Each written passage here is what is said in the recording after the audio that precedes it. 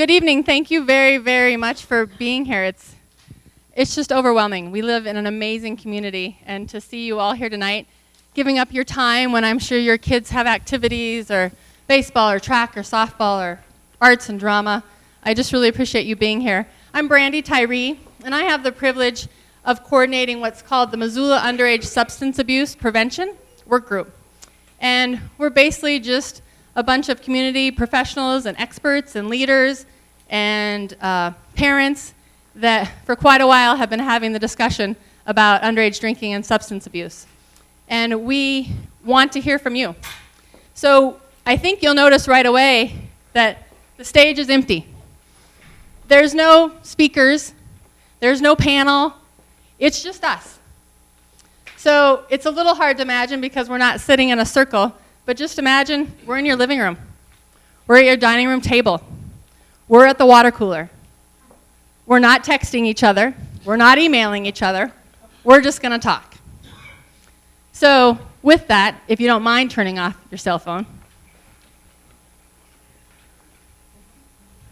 that would be great. Like I said, this is just going to be a conversation. One of my favorite quotes is by who I think was a great leader and a great president, JFK. And he said, "One person can make a difference, and everyone should try." And I think that's why we're all here tonight, because we're trying. And we're trying every day in our own way. And we'd like to hear how you try at home, at work, to help reduce the underage drinking and substance use that we have in Missoula. So real quick, I just would like to introduce two very amazing gentlemen that their departments work so hard to keep us safe, and I so appreciate their time and energy. They are amazing in what they do for this community. And so they're just going to give us a few brief words, and then we'll move on from there. So Chief Muir, Missoula City Police Department, if you would like to go first. Well, thank you, Brandy, and thanks everyone for being here. I was just telling Peter Christian how encouraging it is to come here this evening and see such a good turnout. Thank you all for being here with us. It is encouraging in the sense that we in law enforcement have, and other affiliated professions, the partners in our professional fields, have for a long time now been trying to focus our efforts in ways to effect change, to make a difference in what we see in trends in our community. And while we aren't here tonight to sort of give a spiel, what I want to say is simply that it is reassuring to me to know that our efforts are paying off, because I can tell you 15 years ago I could barely fill a small portion of the library, and when we did fill that small portion of the library, it was with a group of parents who were upset with the police over enforcing drinking laws. So this is very, very meaningful to me to see the change that we have had over the course of my career, and quite frankly, it's thanks to folks like you. I am here tonight, as probably most of the other leaders and professionals here, to hear what we've been doing that interests you, that we can get you involved in, because quite frankly, these problems that we are here tonight to talk about and to find out and discuss what can we do, are problems that go well beyond the means of the 100 men and women of the Missoula Police Department and the men and women of the Sheriff's Office and all of the other professionals that we work with in our community. And so having you folks here as partners means an awful lot to us. So thank you again for being here. And I'm going to introduce Sheriff Carl Ibsen, who also has a few words, I believe. Even fewer than yours. Thanks for being here. I think for the 40 years, shy a few months of 40 years I've been doing this, we've dealt with the tragedy that drinking and driving and impaired drivers cause on or provide for the community. This is very encouraging. As the chief said, years and years ago, if we had a meeting, it was because people were mad at us because we were enforcing the laws. We're really appreciative of you all being here. We can't fix it. All the cops in the world aren't going to be able to fix the problem without the community's help and the parents' help. Brandy, thanks to you for all the work on doing this. My goal in this whole thing is that although I'm not sure we can ever completely eradicate the problem, I would really like to see none of you folks get the message that I've had to deliver for many years to families, that Mark has had to, and I really hope you never have to get the message that they delivered to me 2.5 years ago. Thank you. Thank you, Sheriff.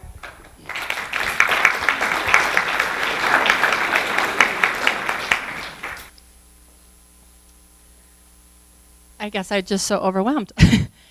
As we remember that we're sitting in our living room, we're going to remember that we're family because we're a community, and this affects all of us, and we love our kids. We're going to remember that in one way or another, we probably can relate to each other.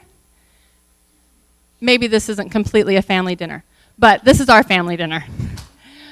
So just keep that in mind, that we want everyone to be heard. This problem is all of ours. So although you might have specific questions to one department, it's not any one department's fault or any one agency's fault.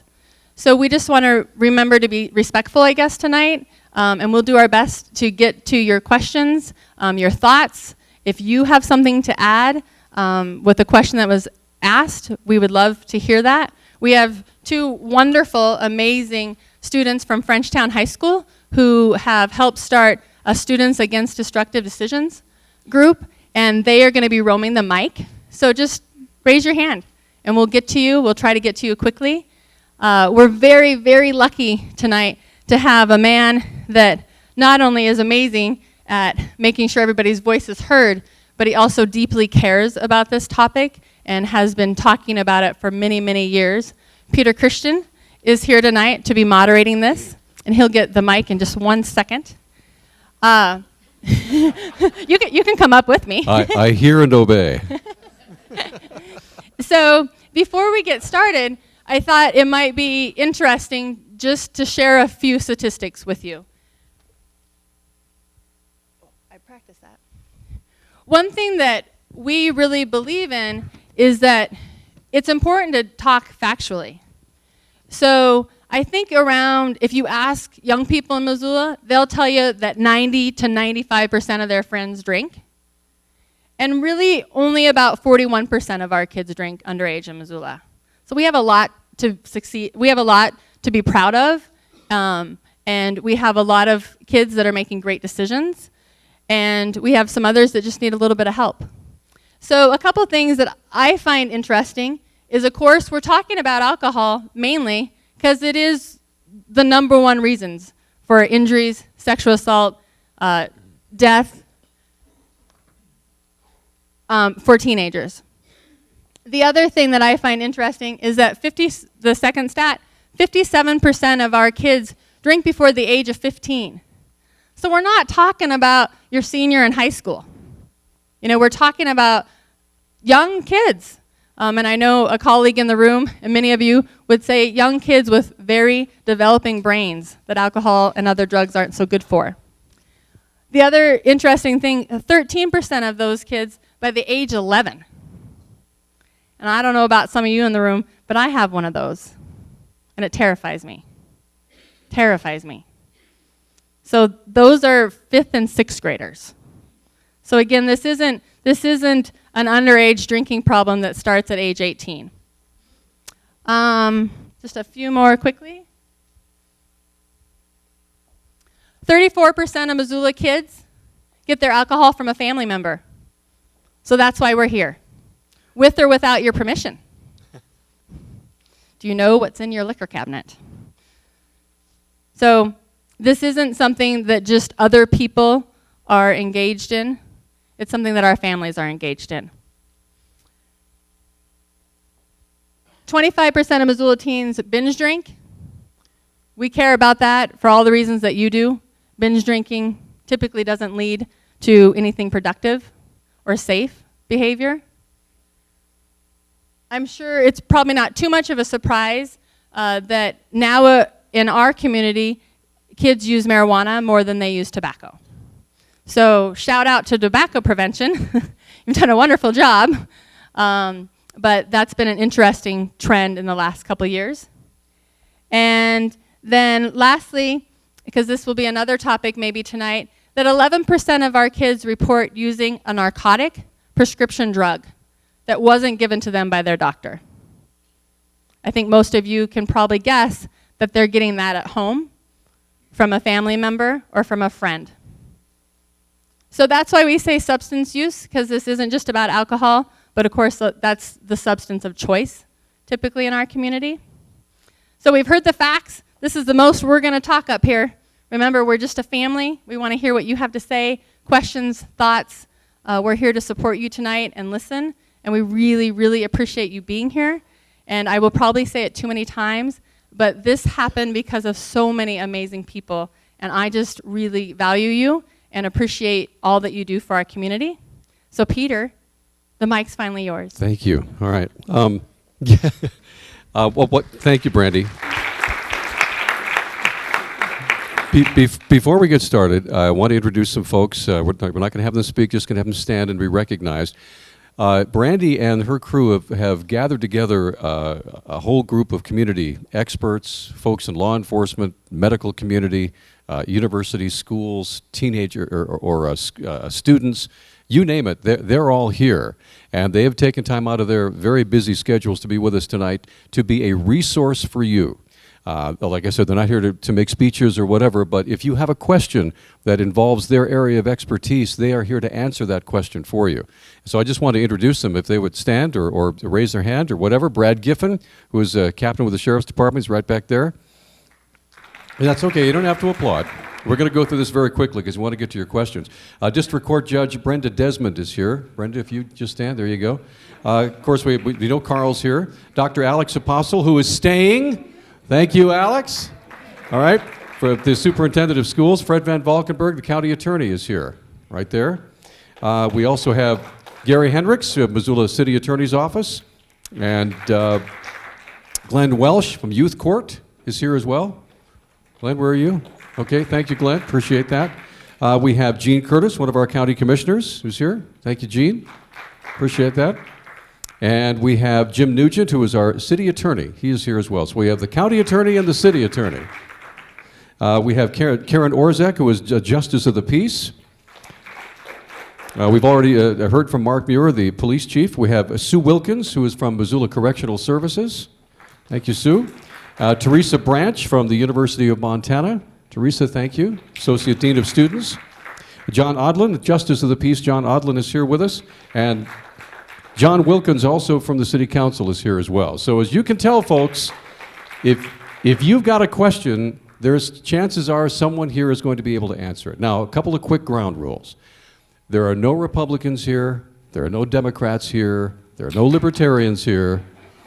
This is not a political deal. This is a community meeting, and we want to hear from you. If you have a question, if you have a comment, if you have, what we're really looking for is answers. If you have an idea of how we can stem the flow of all that's been happening in this community, Gary was just mentioning that the number of arrests for DUI is already surpassed that of last year at this time.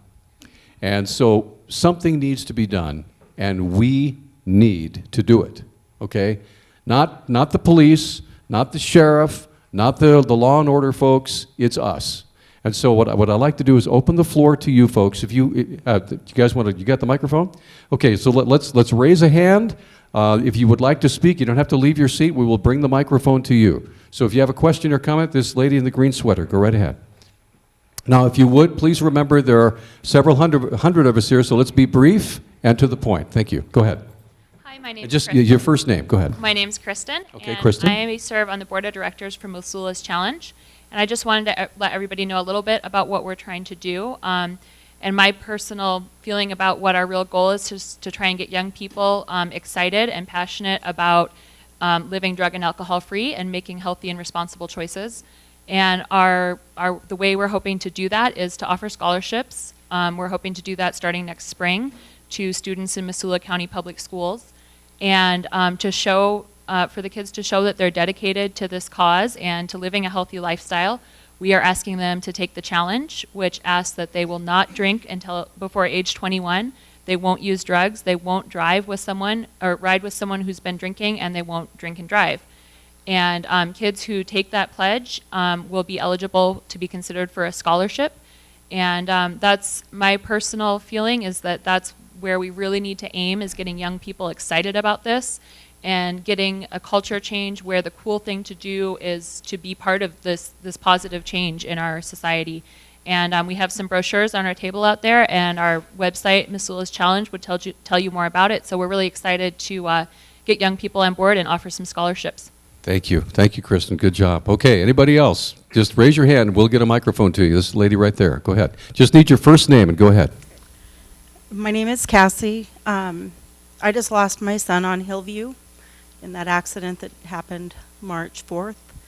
And the big education for me has been accepting the fact that it's the parent's responsibility. And so to me, I think what we need to focus on as well is getting the parents educated on the underage drinking and what it does to their brain, and you know, finding a way for the parents to understand how important it is to get the alcohol away from these kids, and finding other ways to entertain our kids and focus their energy. So that's really what I'm coming out of this with from my experience. Thank you for being here, and so sorry for your loss. Now, to address that, I know we have here from St. Patrick Hospital, I believe it's Catherine Cosma. Catherine, are you here? Where are you? Could you come down forward, please? Because one of the things that if you could take the microphone to her, that'd be great. Because what we're talking about here is what alcohol does to the brain of a young person. So could you kind of address that a little bit, please? Which part? There's a lot to it. Yeah, well, just start from the beginning and just take a minute to briefly hit the tops of the trees. You know, it's amazing how the younger they start, the more damage is done. And when it impacts the brain, especially that frontal lobe, judgment and reasoning goes out the door. Then we hit the limbic system, so then it impacts the emotional and memory components of the brain, which then, as we all know, for children, especially teenagers, that everything is 10 times as emotional as it is. So decisions become impaired, behaviors become impaired, and then it can become permanently damaged. And we're seeing a lot of adults now in their 20s and 30s that are beginning to have difficulties with mood disorders, anxiety disorders, all kinds of problems based on and because of behaviors that occurred in their early teens. But research is coming out. It's exploding, because about 20 years ago, more research was done on the impacted wisdom tooth than on addiction and mental illness. So we're just now starting to see a lot of research come out, and I have a feeling that in about 20 years we'll be pretty surprised. How much alcohol does it take to really permanently affect a young person's brain? Binge drinking is probably the worst. Anything 2 to 3 drinks, 2 to 3 times a week, more than that, can definitely impact the brain, if not more. And when they're young, no alcohol. It's amazing how the younger they are, even the smallest amounts can impact the brain. Okay, thank you very much. Okay, next question or comment? Just raise your hand. Yes, this gentleman right here in the sweatshirt right behind you there. Oh, I'm sorry, go ahead. Yeah, you go ahead, you're there. All right, my name's Stephen Milhouse. My brother and his wife Dana lost their 22-year-old daughter last February. What I want to talk about right now, I'll keep it really quick and short, is a couple of ideas. One, I see signs all over the place, billboards, drink responsibly. You see it on TV, you see it on the boxes of beer, et cetera, but it's not defined. What does drink responsibly mean? I think that's something that we could do to put out there. Define responsible drinking and educate children as parents. The other idea I had, not necessarily related to underage drinking, but the chief and sheriff were talking about they can't police all that goes on, and that the community has to be involved. And one of the things I was thinking about was something similar to a neighborhood watch, where people from the community in teams of two go into the bars. Just walk through, right? It's kind of an awareness that there's people watching the bars who are serving and may be A, serving underage individuals, and B, serving excessively, because they're supposed to stop serving when an individual is overly, inebriated. So I don't know if that's a possibility. It's just an idea. Thanks. Thank you, and again, sorry for your loss. Yeah, there was a gentleman back there with his hand up with a sweatshirt. Go ahead, please, sir. Well, my name is Josh. I represent the City Life Community Center. And I just had a quick question. I know that one of the issues that we have lots of events for teenagers at City Life all year long. And one of the issues that we have is simply getting the word out to parents about activities and things that are happening at City Life, but also other places. And my question is there any community partner right now that has a parent webpage, a Missoula Parents webpage, that would be available for parents to, even on Facebook, just add as a friend to see posted events that are happening? Are there current web pages out there? I know that each one of our entities and organizations, we all have ways of addressing this ourselves and directly addressing this, and have programs and activities that are amazing. And we all have Facebook pages that hopefully everybody in this room likes. But as far as reaching parents, that is one of the biggest obstacles that we have as an organization. And I think as a community of partners, it takes some education from parents to help us get over the hump of getting the word out about these activities and what all of our organizations are doing to provide those things. So I'm just curious if anybody is here that has that resource already available, where it's a collaborative, like I said, webpage of all entities involved in all activities that are happening. That's my question I'm throwing. Yeah, out it'd there. be helpful that we wouldn't have to reinvent the wheel. Because I know that makeitmissoula.com is huge when it comes to events and things that are happening around here. But I think I'm a member of a rather large media organization called Town Square Media, and there are several other media organizations represented here, television, radio, newspaper, whatever. I think there isn't a reason why we couldn't all get together and put together something like that could be centrally located and easy for people to reach, that wouldn't be proprietary, but it would be open for everybody. Okay. I think, underage kids. Right. Now, there's somebody over here that, yes, ma'am, go ahead. Could we get the microphone over to her? There you go. I'm sorry, I didn't see your hand raised earlier. I apologize. Go right ahead. If we just need your first name, please, ma'am. Connie, I'd like to thank you for coming out of your room at the school, the administration building, and holding this public meeting, because my husband and I moved back to Missoula 5 years ago. And I feel like the University of Montana and all this tailgating and all this liquor with this tailgate. My husband and I, the last two homecomings, have had to drive campus drive so we could get to the north end of the downtown, the farmers market and that. And here was in the sign this last year, a sign that said, "This campus is a tobacco-free campus." And next to it was a huge Budweiser beer truck delivering cases of beer to the tailgaters. Now, I think the same thing could be said to the tailgaters as the president of the university said to the Foresters Ball. Make it a party, make it a family thing. You can cook your good food, but you don't have to serve liquor. I just think these children that are coming with their parents to these tailgaters are seeing all these people drinking.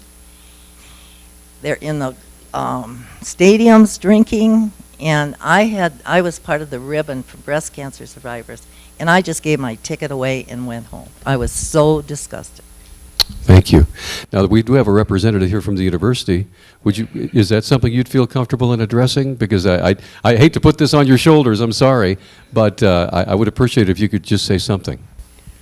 Well, the thing I would say is, I think we're aware, especially with new President Ingstrom, that the culture needs to be changed and that we need to do something affirmative that indicates to young people that if they are of age to drink, that they drink responsibly, as opposed to the current culture, which is to excess. And so I don't want to be defensive about it. I hear what you're saying. There is an article that came out in the paper, I think yesterday, that addresses a plan that a group of students have come up with to change the way the Forester's Ball is approached. So we don't know how that's going to go, if the president's going to even accept the plan. But it's a movement in the right direction. So I agree with what you're saying. All right. Yes, go ahead. Oh, and in the back, we have. Go ahead. Yes. Just first name, please, sir. Hi, my name's Don. Actually, a little more. My name's Don Damshin. I'm a physician at St. Pat's Hospital. I cover trauma for general surgery. And I spoke on this topic at a trauma conference this last weekend. I just want to... If you could speak up a little bit, we're having a little... I just want to say a couple of things. Perfect. First of all, I agree entirely with the lady here that this is a culture that we have in our community, that we have an adult culture of drinking, which is profound. And that's probably where we need to most address this issue when it comes to exampling for the kids where we're going. I've been crusading on this issue for 10 years in Plains. I work at Clark Fork Valley Hospital as well. And we've taken a number of sort of efforts to try to do that. One is educating the adults in the community. And it's a really hard thing to walk into the VFW and talk to them about alcohol. You can walk in there and talk to them about methamphetamine all day long. But you break the ice with that, and then you go from there and start showing them the statistics and leading them over to, hey, alcohol is a problem as well, and it's a bigger problem than any of the rest of it. I happen to have been the general surgeon on, my condolences to the Millhouse family. I was the general surgeon on at St. Pat's that night, and a year later I was the general surgeon on when one of the other young men in that vehicle was killed. Trauma is a recurrent disease, and it's all alcohol related. And we need to address this as a culture, community-wide. And I applaud you all for being here to talk about the kids, but the kids are getting it from us adults. Okay, thank you. This lady right back here who has her hand up right back there. Right back there. There you go. She's got her hand up way high. Go ahead. Your first name, please, ma'am. And please speak up. My name is Candy. I was at a meeting like this 16 years ago. I'm 62. I have 6 children from 38 to 21 that grew up in Missoula, Montana. 16 to 17 years ago, maybe Mr. Ibsen and Mr. Muir might remember, there were a group of kids in this town that earnestly tried to get a place together called Zootown Club. Now, I grew up in the Chicago area. I grew up in the suburbs of Chicago. Every weekend, we had a place to dance. And I've always believed that children are people too. And having 6 children and going through the Missoula society and culture, from my 38-year-old down to my 21-year-old, I am appalled at what this community does. Everything, like this lady said and the doctor said, is alcohol, alcohol, alcohol. And then you put the pressure on the kids to be the ones that are the adults. As adults, our medicine cabinets, not mine, are filled with Prozac, Zoloft, and all sorts of drugs because we have stress. We have to work. Both parents have to work. And those pills sit in that cabinet, and then you tell your child, you're not allowed to take those pills. But then if your child has a problem in school, they're put on Ritalin. I don't know what to do. I tried doing something 16 years ago, and everything that I hit was adverse. Every single corner was, we can't have those children together. We had over 300 kids from 13 to 21 at a party that we put together. We had graffiti. You know who managed that? Football players. Big football players. I can remember one young man arguing with one of those big football players, but I won't do anything. And he said, nope, you're not coming in. We have treated our kids like babies. I spent 3 months in India. Okay, Candy, we got to. Okay. And I think it's time to start treating wrap it our up. kids like adults and talking to them like adults. But how can we talk to them like adults when we don't act like adults? Okay, Candy, thank you. Okay. Yes, ma'am, right here. Here, I'll just give you mine. My name's Linda, and I think that, first of all, I thank Josh for bringing that up about making a database or something that's available for our children of all ages to know what's going on in the community so that as parents we can get them to these activities and events and those kinds of things. There's also an opportunity, I think, for us to encourage our kids to start volunteering in our community and giving back to what the people on the other side that are trying to protect them kind of give back to the community and be proud of the community that they participated in and have an opportunity to grow up in. Because I think Missoula is a great place. However, I just want to say one thing. This problem is bigger than Missoula, and it's bigger than Montana. And if you look at the national advertisements that are not only on TV, radio, newspapers, in the stores, all of the liquor that is advertised really is targeted to our kids. I thought vodka, for an example, was that hard, bitter tasting stuff. Well, it comes in cherry flavor, it comes in whipped cream flavor, it comes in all of these great opportunities to drink, and our kids love it. And I think that maybe this is going to take a legislative act on our part to try to eliminate encouraging our kids to buy this, to attain it, and to drink it. And that is to cut down on the advertising that our kids are exposed to. One of the ways that smoking ceased to be the in thing is, if you remember about 40 years ago, Congress said no more cigarette advertising on radio or television. None. I don't think that would work with alcohol. It's a pretty powerful lobby, but I don't know. It's just an idea. All right, another question, another comment. Yes. Go ahead, if you could. Thank you. Just your first name, please, ma'am.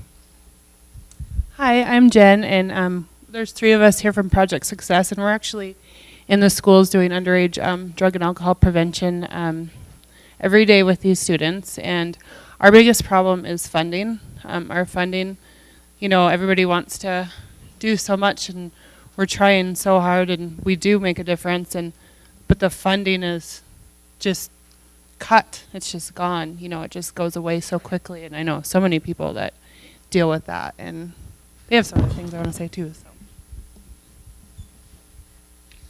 I'm Devery, and I'm out at Frenchtown High School, and we address a lot of the things that have been brought up during what we call prevention education, where we go into freshman and sophomore health classes. Could you speak up just a little bit, please? Yeah. We go into freshman and sophomore health classes and talk about things like how the media targets kids, and how we talk to them about, you know, their blood alcohol content and how it affects their brains. So, I mean, there's some of that in the schools, but we're not there enough. We're only 20 hours a week because of, you know, funding. So, and hopefully we'll be in schools next year. But Where do you get your funding from? The prevention mill levy. Okay. Which is not very big. That's right. Okay. The gentleman right there with the purple shirt. Yes, sir. Go ahead. My name, excuse me. My name is Ryan, and I work with Missoula Parks and Recreation. And I just, that woman brought up the idea of teens volunteering and giving back to their community. And I just want to let everybody here know that we've got a lot of opportunities for kids ages 13 to 16, and even a little older, to do that throughout the summer, helping in our youth camps, helping with our aquatics programs. It's a great program. They learn really good job skills, how to put together a resume, and obviously it keeps them away from doing things we don't want them to do. So. Yeah, we got a long summer ahead of us. So, the gentleman right there with his hand up. Yes, on the row there. My name's George, and I'm just a parent of a teenager. And I want to follow up on one statistic that I saw earlier, where about a third or so of the alcohol kids get from the home. That means 2/3 of the alcohol does not come from the home, and it's purchased. And periodically, I guess young kids go in and try and buy alcohol at bars, etc. And periodically you hear about these bars getting fined. But I don't hear that very often, and I see all these bars, none of them have been closed, none of them have been subject to serious sanction. So where are these kids getting the alcohol? Are they buying it from package stores? Are they going to bars? Why are they not getting carded more regularly? How are they obtaining this alcohol? Well, George, let's, Brad, do you want to tackle it? Where's Brad Giffen? Brad is the captain with the sheriff's office. I know that you guys do alcohol compliance checks all the time, so maybe you can help answer his question. Yeah, I won't talk to how they do it in the city. We just started our compliance checks, and what we do is we have some underage people who are obviously underage, 16 years, 17 years of age. They go in with their own ID, and they try to purchase alcohol. And then the really surprising thing for us is we just started this, and our first compliance check, we had 5 failures, and every single one of them looked at the driver's license. Every single one of them. Our program to date we've only done 2 compliance checks. We've had 6 failures, but all 6 have actually looked at the driver's license. And I don't know how much you know about driver's licenses in Montana, but if they're underage, the profile's different, and by the picture it says not 21 until this date. So it's really difficult for us to figure out what's going on there. The other place that they're getting them is they're having people who are of age that are their friends buy for them. And quite frankly, you would be shocked at the number of parents that we contact when we have kids who are drinking who said, well, you should be out doing something else instead of writing my son or my daughter a ticket for MIP. So it is a big cultural thing. They get their alcohol from a lot of different sources, from homes, from retail shops, and we're just trying to start educating people on that. If I could ask Fred Van Valkenburg a quick question here. Fred, what happens, what are the penalties for somebody who provides alcohol to a minor? I mean, if you could just kind of cover that real quick. Fred Van Valkenburg is our county attorney. Providing alcohol to a minor on a first offense would be a misdemeanor that would be, I think, punishable by a potential of 6 months in the county jail and a $500 fine. In practice, though, almost all people like that would get a probationary sentence where they would not be sentenced to jail.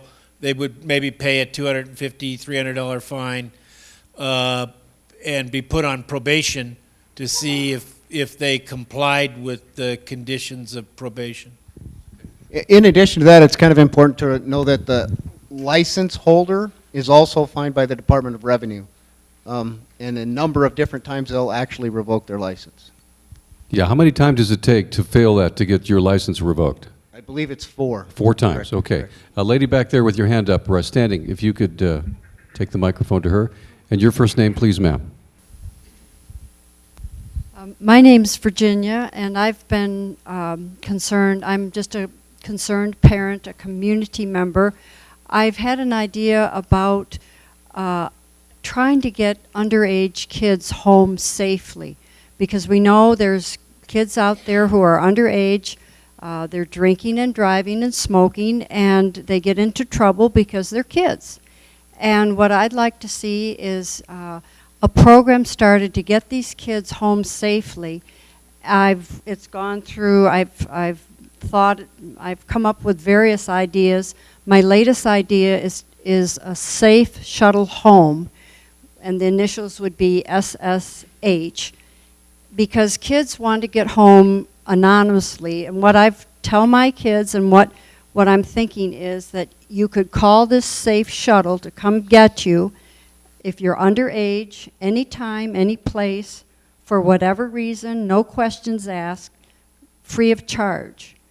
And so I've been working on this, and I think it's a rather complicated because there's insurance issues involved and there's parental consent issues involved.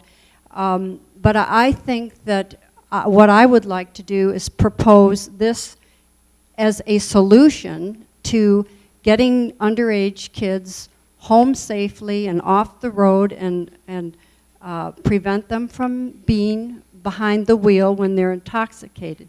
Give them an alternative. And so what I would like to know is if there is community support for such an idea. I tell you what, when we're done, she's standing right back there with the tan jacket. If you would like to visit with her, that's great. Jayton, you got your hand up. I'll just give you mine. Toss it over. He's got good hands. He could catch it. I'm Jayton, and just listening to everyone speak and the wonderful ideas and the concerns, it almost appears that it comes back to the parent again. And I know we hinted on that a few other times, but I would like to go ahead and pressure it even more. Obviously we all care here, and we're almost like, speaking to the people who already care. What about the people who do not care, our friends, our neighbors, the people who are kind of iffy on bringing up that topic to? Those are the opportunities that I feel that we need to speak to other parents with those children. Obviously, you should know who your child is hanging out with. Those are the parents that maybe you need to reach out to, become better acquainted with, and again, take that responsibility on yourself to reach out to that neighbor, fellow parent, or whatnot. So I guess just raising that pressure one more level. Thanks, Jayton. Yes. Oh.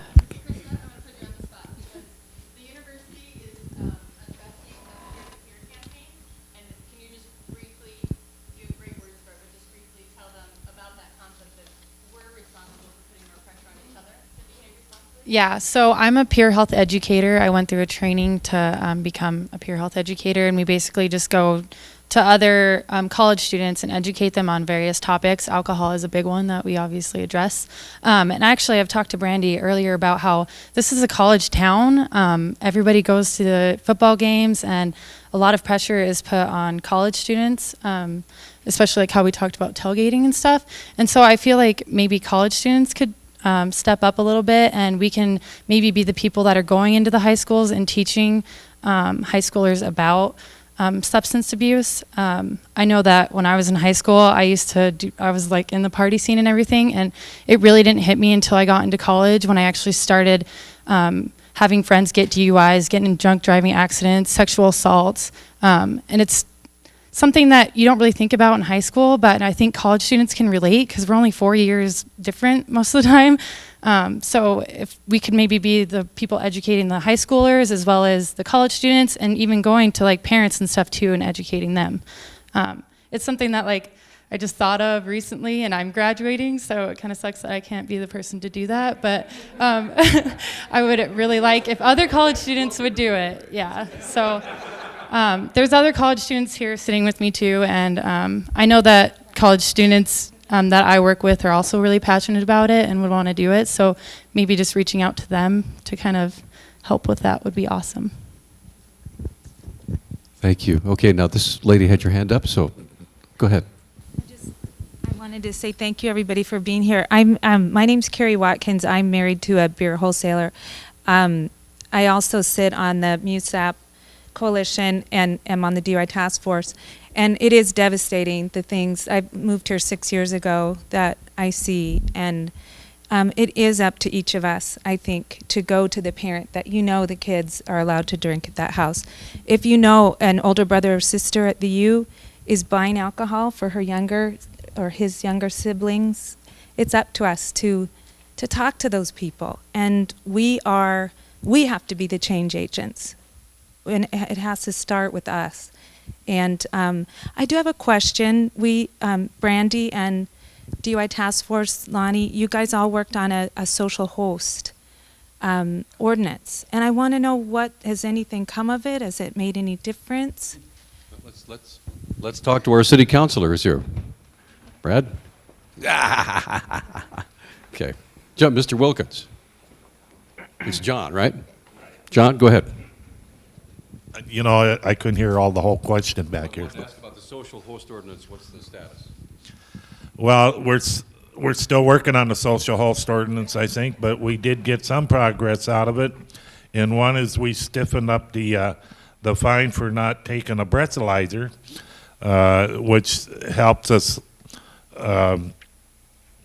get more convictions, et cetera, at court. So we're still working on the social ordinance. I think Lonnie could probably answer some of that. I think she was around here. Give her a mic.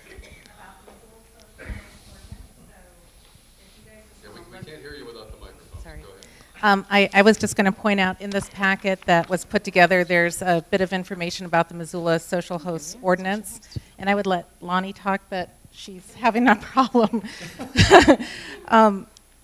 There's a $100 fine plus court costs, which may not be suspended. And this is, I think that the social host was about providing the location. Is that correct? Am I correct on that? So it wasn't necessarily about providing the alcohol, but if you provide the location to have the party that has the alcohol, then you as a parent or adult are going to be in trouble with the law. So. John, go ahead and finish your point. So the biggest point I guess I wanted to make is it's part of Montana culture. I was born here. I was born in Great Falls, and I remember what Great Falls was like. And one of my best friends when I went to Vietnam died in a horrific car accident, all because of alcohol. I had a stepdad who died of alcohol, who brought one of the first computers on the Maelstrom Air Force Base. So it wasn't like he didn't have a brain, he just could never quit. And we show that to our kids as we're growing up. I think the biggest thing in my family's life is how we didn't push our kids out the door and tell them to go play at the neighbor's house. We had the neighbor's kids over at our house. And it kept going like that through two of my kids. And yeah, they had problems here and there, but we also made them suffer the consequences of their problems. A lot of parents are trying to get kids out of their problems, and that's not always the best thing to do. But it really comes down to us parents. Yes, can us parents use help? Yes, we can in different ways. Unfortunately, when you have a kid, you don't get directions with it. So you got to figure this out yourself. And it really comes down to the parents, that how they're going to treat them kids when they grow up. So don't be one of those that pushes your kids to the neighbor's house. Be one of those that have the neighbor's kids over at your house. You'll know what's going on. Thanks, John. It's John Wilkins. Okay, another hand raised right there. Yes. Yes, ma'am.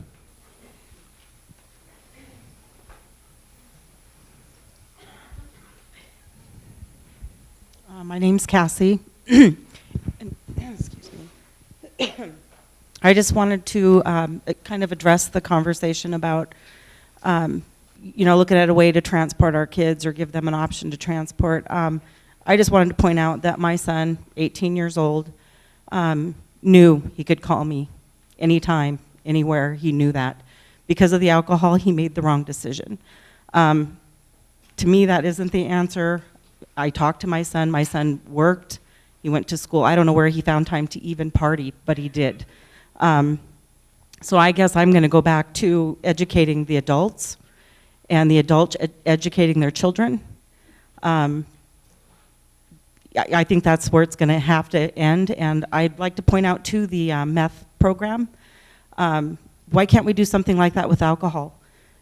It seems to me that the meth program... Because most adults don't use meth. Well, true, but I mean the education part of it. Okay, I understand. Getting that out into the community, about... I don't know. I guess I'm just throwing that out there because it seems like the meth program sure made a difference. Yeah, you find out what works and you try to copy it. Right. Now, Jean, you had a comment. Jean Curtis, go ahead.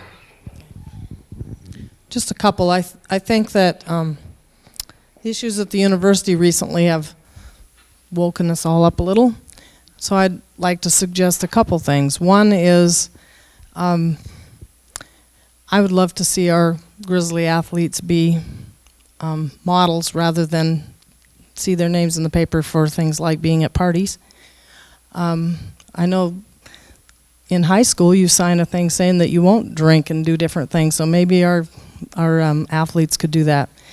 The other is I'm always concerned when I read about these young people who have been assaulted because of being given a drug in their alcohol or whatever. And I continue to say to myself, somebody, one of their friends, had to have known as they stumbled out of the building that that person wasn't in control. And why aren't we watching out for our friends? So I hope that we can do that. Another is the deal about advertising towards our kids. It's really interesting. Our health department, I serve on the health board, and I think Erica's here tonight with her stuff about all the tobacco products that are geared toward kids. I don't think the Marlboro man ever looked forward to having a grape-flavored cigarette. But they're out there, only they aren't cigarettes, because cigarettes you can't advertise, but cigarellos you can. So all you have to do is wrap it in brown paper. And I've learned so much, and the health department has done a wonderful job of putting together a brochure showing all of these things. You know the little deals that you can buy, the Listerine thing you put in your mouth and it melts on your tongue? They have those that are plumb full of nicotine, and they're the equivalent of 3 to 10, depending on what you're getting, whether it's in a mint cigarettes, and they could kill a baby. And guess what a baby's going to do if they see that cute little thing that looks like a Tic Tac? They're going to die. But in our lovely legislation that we have, it doesn't address those things. It only talks about cigarettes. And guess who one of the biggest lobbyists are? Those darn tobacco lobbyists. So we need to be stronger in that too, and make sure that our legislators and our Congress know it's not acceptable. If you think about who the advertising was geared at, when my dad smoked cigarettes, he smoked Lucky Strike. Lucky Strike means fine tobacco. I can still remember that. The other one was Camels. You walk a mile for a camel. So guess what? I was the kid, but I still remember those goofy things. So they really are, but now they're all geared towards kids because the people that smoked a long time are dying off, so you got to give them when they're young. So, and I agree, we should not be watching, the Super Bowl and you wait to see what the Budweiser ad looks like. Thanks for coming tonight. Thank you. Okay, there's a lady back there, with the gal with her hand up towards the end of the aisle there. We're getting close to 8 o'clock here, so we don't want to stay too terribly long. Go ahead, ma'am. My name is Doreen, and I'm here as a parent of 2 teenage boys. And I have been astounded throughout the years of them being in school by the lack of supervision that kids get. And I feel like I'm the bad parent because I say no. And I call the other parent and say, this is what my son told me they're doing tonight. Is that what they're doing? And it is so hard. And sometimes I feel like we're not getting anywhere. And my oldest son just got his driver's license. And we have rules about that. I guess what I'm trying to say is, how do we get us parents to communicate with each other, listen to each other? Do we need some kind of a system or rules given to us as parents? I feel like I have these rules in my head, and I feel like all of us should have these rules in our head. And I suppose that's idealistic, but those are my thoughts. Well, thank you. Thank you. Yes, right here. The lady with her hand up, right next to, there you go, right next to Lonnie. My name's Tina, and my son passed away 4.5 years ago riding in a car with a drunk driver. My son was also drinking, but he was also 27, so he's not in the quite age group that most of you guys are talking about. But I think that one thing that I get really frustrated with is it's the culture. It's the Montana way. I guess until you go through something like this, you don't realize that my family's culture and my family's way totally changed the night that he was in the accident. We don't have that culture thing anymore. We don't have, the liberty of, going out and having a glass of wine when we have dinner or whatever, because that's not our culture. And I guess I just get really frustrated with the culture. It's the culture of Montana. It's the way the university is. Why do those things have to be that way? Why does it have to hit home before we start changing the culture? Thank you. Thanks for sharing that. This gentleman right here in the middle of the row. Go ahead, please. Your first name, please, sir. My name is Max, and I'm a senior here at Sentinel. And I know a lot of the people around the halls here either believe or say that marijuana is healthier or a safer alternative to tobacco. I was wondering if someone here could maybe clear the smoke on that issue, please. All right, we have a medical professional here who can address that. Just raise your hand. Anyone? Yeah, right here. Okay, go ahead. Your first name, please. Charmel Owens, Ravalli County Drug-Free Communities. Oh, great, Program. wonderful. Glad you're here. The reality is that in those olden days of the 50s and 60s, when your parents were doing marijuana, the THC levels were really very low. Now, those levels are 3 to 4, sometimes 5, 6 times greater. And so you are putting your brain at bigger risk than your parents ever dreamed of. So when parents say, we just smoked a little pot when we were younger, look, we're fine. Well, that's not going to be the case with you and your generation either. And the latest statistics tell us that, sadly but truthfully, you kids who are using more potent drugs, more potent marijuana, and alcohol at a younger and younger age are no longer going to outlive your parents. And it is a big tragedy. So you can share that. Oh, go ahead. Carl Ibsen, go ahead. You know, another thing to think of is that statistics indicate to us, you know, I'm not sure if where you're going was, gosh, it's a lot safer to do marijuana than drink. Statistics tell us that 50% of the drivers who are alcohol impaired that kill someone are also marijuana impaired. Such was the case with the guy 2.5 years ago that killed my wife. He was not only drunk, but he was high on his way over here. 25-year-old young man that learned it in high school. It's not like we can take one or the other. Both are bad. If you have smaller amounts of each one in your system, which about 50% of the drivers who kill people have, excuse me, the amount isn't necessary, the amount of either alcohol or THC isn't necessary to be at a dangerous level, because the two interacting with each other, I don't know if they call it additive or cumulative or synergist? Okay, that's a good word. They react far more than just either one of them by themselves, and there's a ton of folks out there getting killed because of that.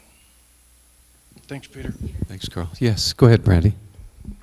Okay, I was going to try very hard not to speak, but it's hard when you work on these issues every day, and all of the experts are doing a great job. But I just have some colleagues that work on really hard issues with prescription drugs. And every time I go to work, I think about something that, you're right, it's in our home. So our kids see us drink because it's legal for us. And they don't always know what responsible behavior is. They don't know that mommy sat at dinner for 3 hours and had a glass of wine. And same with prescription drugs, and that's what made me think of it when you talk about marijuana, that when you have a state that says it's medical, it's hard to have the discussion when your prescription drugs, whatever they might be, and you're taking them every day. It's hard to say to your kid, but they're not for you. But I need them, or your alcohol. And I really appreciate the awareness that's trying to be put out there about prescription drugs, because I think if we don't start tackling that conversation with 11% of our kids using prescription drugs, we might be back here in a year with that number being doubled. But I think we can use all substances with the same conversation, and it's about how you use them and the conversation you have with your kids. So with prescription drugs, we talk about, lock them up, because they see you using them and they think they're candy, or they think they make you feel better, so they're just going to make me feel better. But I think it's harder for people to accept that's what our kids see about alcohol too, that when we go fishing, we drink. When we have a win at Little League Baseball, we drink. And so I'll just tell you, because we're at the family dinner table, it's a struggle But I agree with Tina 100% that you can change the culture in your own family, and then you can kind of see how your kids start changing that culture. But I just didn't want to forget about prescription drugs, because that's, marijuana and prescription drugs in our community are, people still think they're one and the same. There's also a wonderful program that I know that in the city police department there is a drop box where folks can bring their oldest prescription drugs. One of the worst things that you can do is when you're done taking your prescription and you haven't finished it, you leave it up in the medicine cabinet or wherever, and it's there for 2-3 years. The thing to do is take it to the police station, drop it off, and they'll dispose of it. Because if it's there, it's a temptation. So anyway, just thought I'd throw that out there. Okay, we have time for a couple more comments. Yes, Karen, go ahead. I just want to, who's the mom back here that spoke? This is a good mom, okay? And you need to be reminded, everybody needs to be reminded that your kids are listening to you, although it seems like they're not. They really do listen to you, and you really are the example. And I know that if I should happen to see your child in court, that you're going to be the parent that's back there, yes, take his license, yes, do this, yes, show them consequences. Because quite frankly, if the kids aren't learning consequences in the family, they're going to learn them from Judge Odlin and I. That's what's going to happen. And we see the kids that don't have the parents that care, or the parents that aren't able to care for whatever reason. And it's really a tough job. It's a tough job being a parent. It's a tough job trying to get these kids turned around.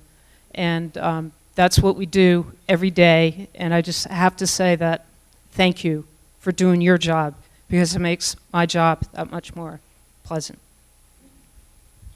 Thanks, Judge Orzik. This lady right here, black sweater, go ahead. Hi, my name's Tracy, and I work in the high school. I work at Hellgate High School. And I just really wanted to commend the one student that has so far actually spoken up, because I think it's really, that's a voice that people are not hearing right now, is that he actually tried to vaguely tell everybody in this room what people in high school are saying. And I think we as educators and parents need to listen to what our kids are telling us, what is happening in their schools, in their classrooms, in their locker rooms, because that's, kids talk to other kids. They don't actually go to an expert and ask them that question. And so I think that the more awareness we have with Project Success and experts coming in and listening to and giving that information, because as parents we don't necessarily have that information, I think it's very important. And the conversations I've had with parents at our school is that one of the most important things you can do is talk to your kids. Listen to your kids. You're driving them around, you're listening to music. You say, what are they talking about? God, people sure talk about weed all the time in these songs. What does that mean? Do you hear about that? What do you think about it? Do you have a lot of friends that use that? Not me, Mom. Yeah. Well, they will say, not me, Mom, but then they'll look at you to see what your reaction is. Because if you say, well, my God, if I ever find out, blah, blah, blah, blah, blah, you'll never leave the house again. Granted, you will never hear about that, ever. So I'm just saying, as parents in this room, if you cared enough to come here tonight, I know that you are the parents that are listening to your kids and talking to your kids, and I highly encourage you to continue to do that, and absolutely continue to talk to other parents, because I know that that has been the voice of the parents at our school, which is we want to know where our kids are, and we don't want to be seen as the bad parent for actually calling and saying, hey, so-and-so says that they're coming to your house, and you find out that you're one of 20, only the one of 20 kids whose parents called. You end up feeling like a bad parent. So I'm just saying, I think, thanks for bringing it up, because I'm sure there's lots of other things that he hears and that he's not saying. So this is a pretty intimidating group. That was the safe one, right, Matt? Yeah, that was the safe one. Okay. So go ahead. Jen, Project Success again. I just wanted to say one of the biggest things I hear daily from our kids is I just want somebody to set boundaries. And it's crazy coming from high school kids. I mean, that's really their thing. They're like, no one cares. Why should I care? And that's what they're telling us. That's what they're, and you know, we can care from 8 to 5, you know, but we're not there all the time, and it's the parents that are, so. I think if there's one thing that we can take from this meeting, if there's just one thing, and there's a hand back there, so while the mic is traveling, as parents, is if we can, whether our kids are 3 or 30, you know, if we can sit down with them and say, look, I love you, I care about you, where are you right now? Where are you? What are you doing? What, you know, what's going on when I'm at work? And tell me, be honest, I'm not going to, you know, lower the boom on you. I want to know what you're doing, where you're going, because you're important to me. I love you. You are my life. So if we can just do that, you know, then I think we'll start the culture in our own homes, and then it'll start growing in other places. So go ahead. My name is Roberta, and I am here as a parent, but also as a health educator. I'm a health enhancement teacher here at Sentinel. So I teach freshman and sophomore PE and health, and it is covered. I just wanted to let you know that it's not just Project Success that covers it. It is also covered in our health curriculum in the school district at the freshman level. So I'm not sure where Max was for those 3 weeks that we had our drug unit. Sorry, Max. What's this about the teenage brain not being fully formed? Sorry, Just kidding.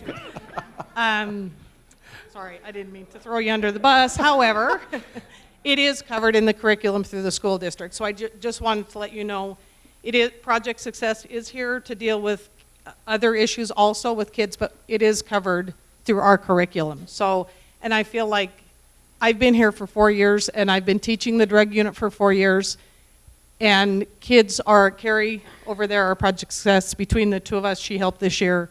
It's covered very, very well here at Sentinel High School. The kids have all kinds of information and hopefully knowledge, but I keep telling them ultimately it comes down to your choice. So the information is there for them, available through the health curriculum. Thank you. Go ahead, Brandy. 2 quick things. Having the privilege to watch the community and to be a part of so much that goes on in our community, I agree. I think the schools, parents, there's a lot of communication going on. But I also, Max, was it your name? I also think that even ourselves, we forget that sometimes you don't care about information until you care about information. So I remember when I was pregnant. Everybody had lots of information to give me. I had no idea what they were talking about. I wasn't a mom yet. I hadn't brought the baby home yet. And so I didn't listen. And I think whether our brains are fully developed or not, that's similar. And so it's wonderful, the education we do. We'll keep it up. We need to better support people that do the education. But we just don't know when you're going to need it. And I talk to parents that when they've lost somebody, they think they said the right things, but they didn't know when that would be that they needed that information. And so I support all of us that we don't necessarily pay attention till we need it, if that makes sense. Secondly, Philip had a question, but he wanted to film. His question is, what do you do if you have a neighbor who you know frequently has house parties with a lot of underage people, or frequently provides parties for their own children that are underage? And I don't know if Lieutenant Stepper or Chief Muir would like to answer that, because we do have, I think, a system that's pretty helpful. Well, I can't say, well, Lieutenant Stepper with the Missoula Police Department. If you do have a neighbor that's having continuous parties, first off, call 911. And we respond to many, many parties. As the coordinator for UDL, just like Brad for the Sheriff's Department, we track all of that information. We have a quality of life officer for the city of Missoula. His job is specific to deal with neighborhood problems and issues. And we track that information, and we actually, on a quarterly basis, evict many, many tenants in the city of Missoula for having house parties. So if you're having that continuous problem, we have a quality of life officer, and he can assist you in those particular matters. Chief? And that actually was the basis of coming forward with the social host ordinance as well. And so the proponents of social host were seeking to deal exactly with that particular question and issue for individuals who were hosting parties. It got a little watered down by the time it was all said and done, and I refer to it now as a teen party ordinance as opposed to a social host, because it only applies to providing a place for underage individuals to drink if they are under age 18. So essentially, it is just our teenagers that are directly involved in that. And perhaps someday we'll be able to revisit that. I wanted to take just one quick chance to sort of further what Roberta and Max had going here, because one of the issues that always comes up is we teach it, and we teach it well. Trust me, I know we teach it well. I know what the lessons have. I spent many years, several years as a school resource officer in our district here, and had the opportunity to participate in those classes at all 3 high schools. And so I know that our curriculum is solid. But what Max is pointing to is the fact, and I heard him say it, people are saying, the talk in the halls is it's not as bad. Okay, and that is, we have to recognize that there is a competing message there. Just like there is a competing message when I'm at the legislature talking to them about repealing medical marijuana, and I come back to Missoula and I am thrown under the bus, just like you, Max. Okay, so fortunately there are folks around here who know CPR. Okay, we're good. It's okay. The issue that comes up time and time again, and there is a strong lobby out there, folks, right now with respect to marijuana legalization and medical marijuana. I can't tell you how to vote because I'm prohibited from campaigning on issues that are on ballot issues, and those are coming up on the ballot, so I'm not going to talk to you about that. But I am going to say to you that just like our children, you need to listen carefully and consider carefully where you're getting your messages from. I was very disappointed a few weeks ago to hear that a very significant evangelist in our country came on board with the folks for legalizing marijuana and said, well, I think maybe these people are right. I think we should just regulate it like we do alcohol. Folks, I'm here to tell you, we're not doing a very damn good job with alcohol, okay? So we need to think seriously about that. And I just gave a lecture, and I'm sorry, but Hey, you're part of the family too. hey, I was in a bus accident. Give me that microphone, mister. Okay, yes, go ahead. Hi, my name is Rochelle. I'm a sophomore at Frenchtown, and like Randy, you guys were saying that we're taught all this stuff. Like it does stay in our brains, but like as they were saying, we watch our parents do or drink alcohol. Well, not me personally, and we watch our parents take the drugs. But I think half the reason that some of these kids are doing it is because they want to feel more mature or older. They want to be grown up, and so I think that if we were just to teach them that being grown up doesn't mean you have to be drunk all the time. If we just taught them that there's more to being grown up than all that it would really make a huge difference. Thank you. Beautifully said. Okay, we're almost out of time, and so I just want to say thank you to all of you who came tonight, to all of our local experts and law enforcement folks who made themselves available to be here tonight. Thank you, thank you. If we can have a round of applause for them, really, thank you. And if I could leave you with one thought, it might be this, and that is drink responsibly an oxymoron? Just leave that. I'll just leave that with you. Right. Yeah. Go ahead. So just a couple more minutes. This is amazing. Thank you so very much. If I could ask Captain Giffen, Chief Muir, Sheriff Ibsen, I already see Catherine, Virginia. Was Michelle just standing back there? Carrie and Megan. if you could please go out in the lobby, and Krista, if you could go out in the lobby right now, please, that would be wonderful. Krista will give you instructions. Don't worry, it's not. This sounds serious. I know. Notice I involve law enforcement. Well, maybe. I'm going to count to 3. It's okay. One. They have tasers. It's okay. In my house, it would go like this. I'm really going to count to 3 now. Judge Orzik, before I closed, did you have something you wanted to say? If either of you were sentenced to be here tonight, you need to see me before you leave. You know who you are. That's Judge Karen Orzek. I noticed she didn't make you stand. So we've had a wonderful, I think we've had a wonderful evening. I know people are tired and ready to get home to their other lives, but I just have a few more things that I'd like to say in closing. First, I really didn't want to sound like a PSA, but people have to be thanked. I mean, this is an amazing community with a lot of people that care and love each other and our kids. And so I'm going to thank people. So first, Peter, thank you. I knew you were the right man for the job, and I appreciate your support on this issue and this cause. My pleasure. It's my Thank pleasure. you. Thank you. Anytime. Miss Lonnie, thank you very much to the DUI Task Force for helping fund this evening. Sentinel High School and Missoula County Public Schools. I told the principal earlier, I think, Mr. Blakely, I think I fired you because I want a job here. This school has been unreal in your support, and Missoula County Public Schools in general, it's been amazing, and I thank you for that very much.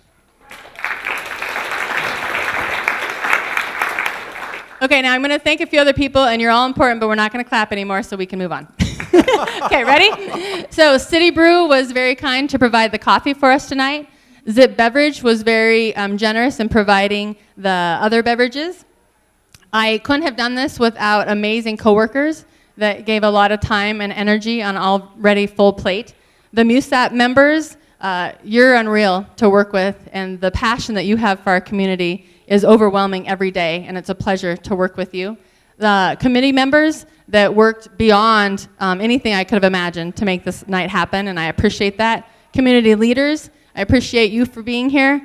But the reality is we're all leaders in this because we're leaders to somebody, whether it be ourselves, our coworkers, our neighbors, and so I just can't thank you enough for coming. I'm almost done.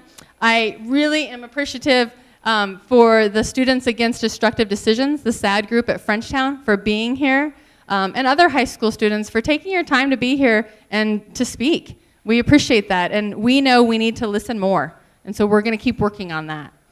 I also, just real quick, wanted to thank the Missoulian and Town Square Media, KECI, and KPAX.